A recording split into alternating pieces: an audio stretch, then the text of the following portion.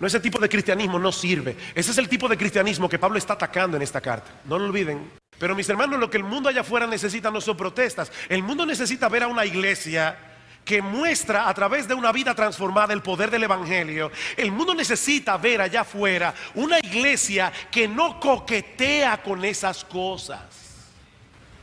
El mundo necesita ver una iglesia donde las mujeres se visten con modestia. No es muy fácil protestar. Lo difícil es vivir como cristianos. Miren, mis hermanos, este mundo está difícil. Y los que van a hacer la diferencia en un mundo como el nuestro no son cristianos tibios que vienen los domingos a la iglesia a calentar un asiento. No, ese tipo de cristianismo no sirve. Ese es el tipo de cristianismo que Pablo está atacando en esta carta. No lo olviden.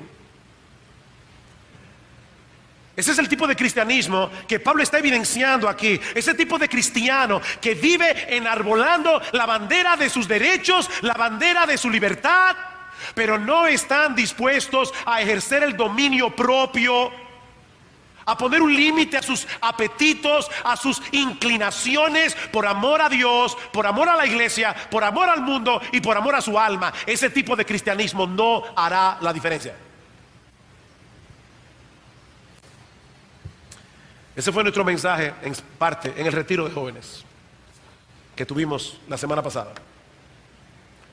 Dice el Señor Jesucristo en Mateo capítulo 7 versículo 37: en el último y gran día de la fiesta, Jesús se puso en pie y alzó la voz diciendo: si alguno tiene sed, venga a mí y beba. El que cree en mí, como dice la Escritura, de su interior correrán ríos de agua viva.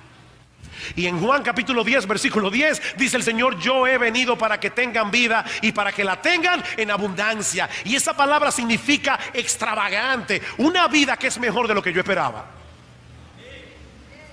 La pregunta es, mi amado hermano, ¿es ese tipo de cristianismo el que tú estás viviendo? ¿Estás reflejando esa vida abundante? Porque es ese ejército de cristianos el que va a ser sal de la tierra y luz del mundo. Cuidado con la fornicación, cuidado con tentar al Señor. Versículo 9: ni tentemos al Señor, como también algunos de ellos le tentaron y perecieron por las serpientes. ¿Cuántas veces el pueblo de Israel en el desierto probó la paciencia del Señor? ¿Ustedes han visto esos muchachos que prueban a sus padres? Esos muchachos que tratan de ver hasta dónde, qué tan lejos pueden llegar en la desobediencia sin ser disciplinados. Hay cristianos que son así. Ellos comienzan a acercarse al mundo, nada pasa. Se acercan al mundo, nada pasa. Y se sienten confiados y comienzan a tentar la paciencia de Dios.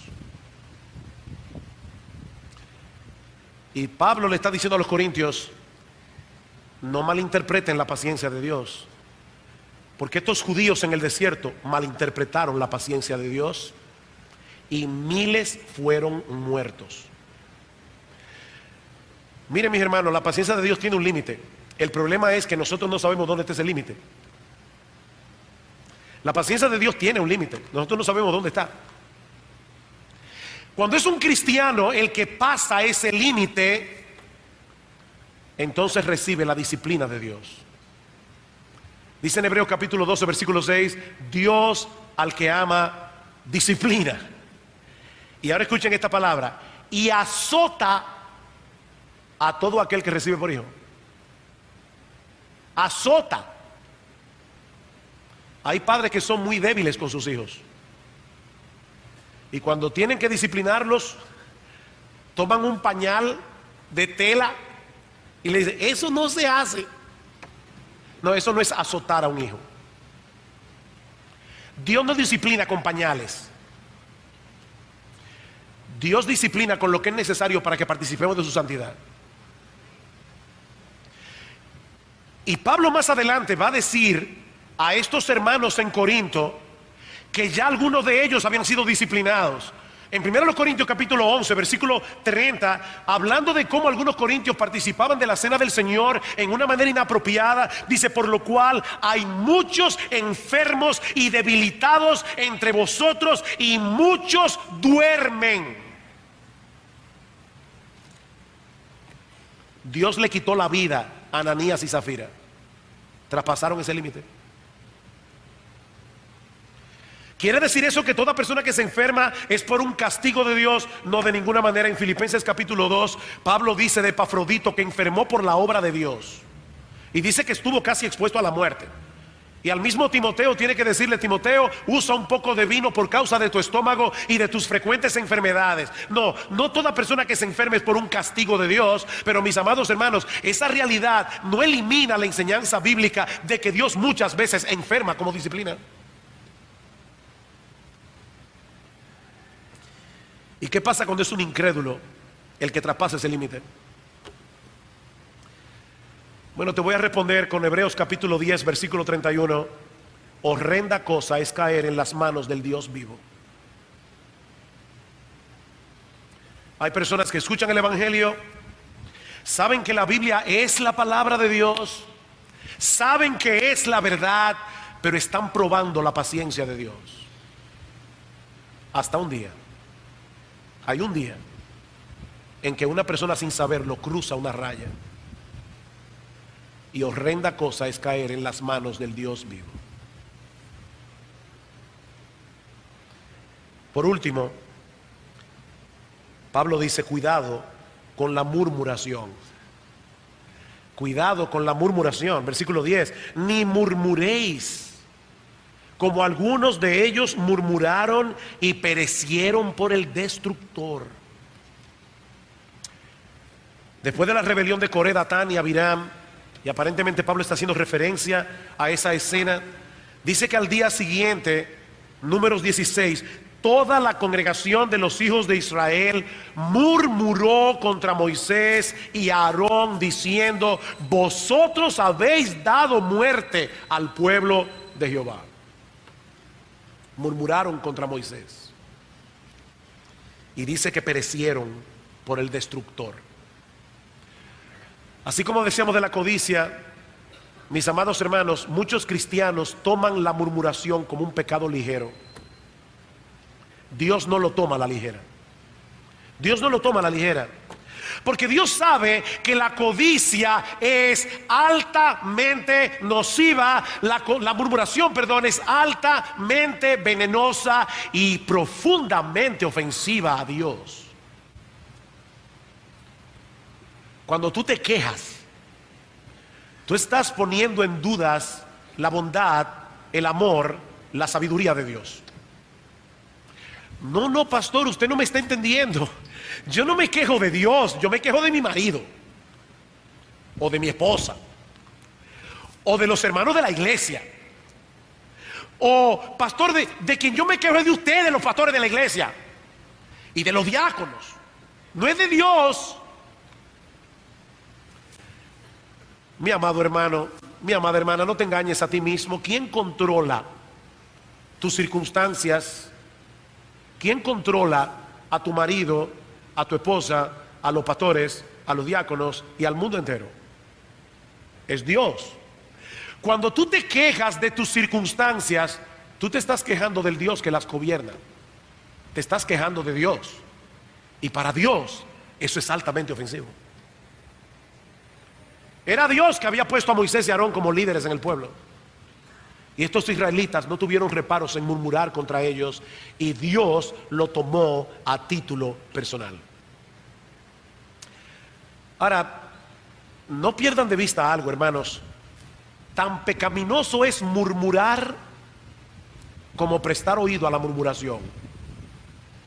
Las dos cosas son igualmente pecaminosas.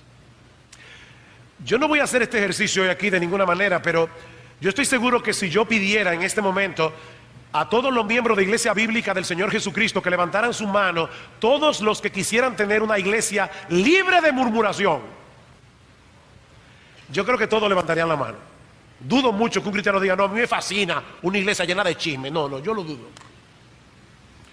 Todos levantarían la mano.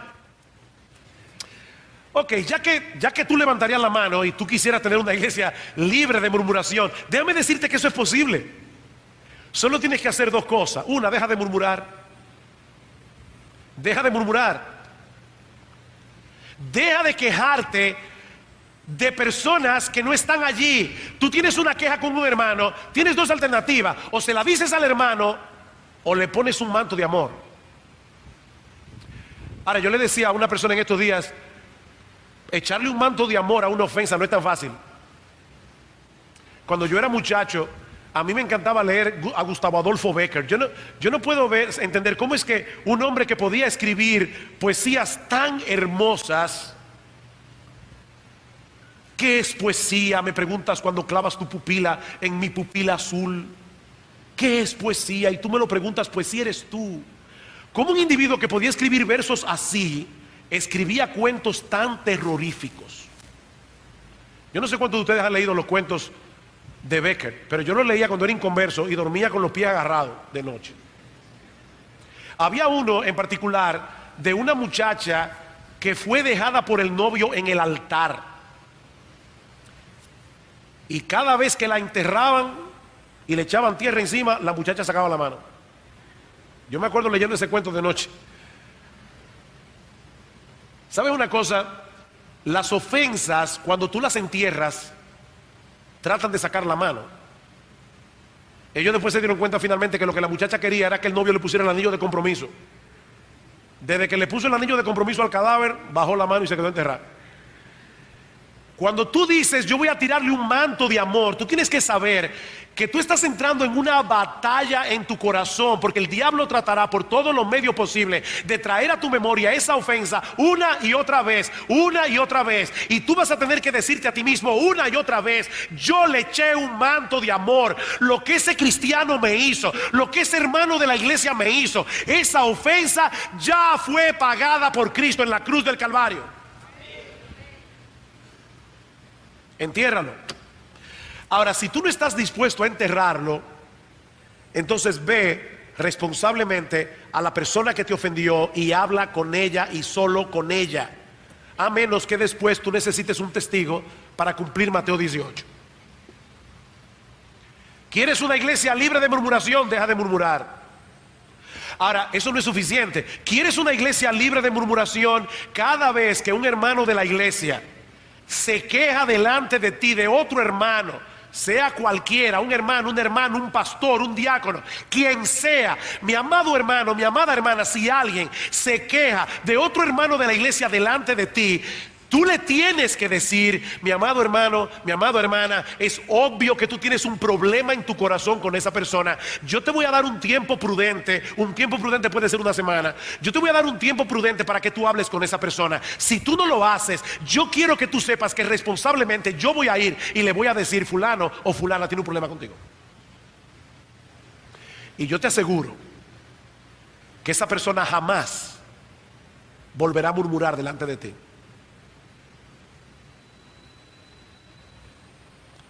Cuidado con la murmuración. Ese es un pecado altamente divisivo. Es un pecado altamente ofensivo a los ojos de Dios. Dice la Biblia que hay 6 cosas que odia el Señor, y una de ellas es el que siembra discordia entre hermanos. Dios abomina eso. A Dios le repugna la murmuración. He aquí 5 advertencias. Cuidado con la codicia, cuidado con la idolatría, cuidado con la fornicación, cuidado con tentar al Señor, cuidado con la murmuración.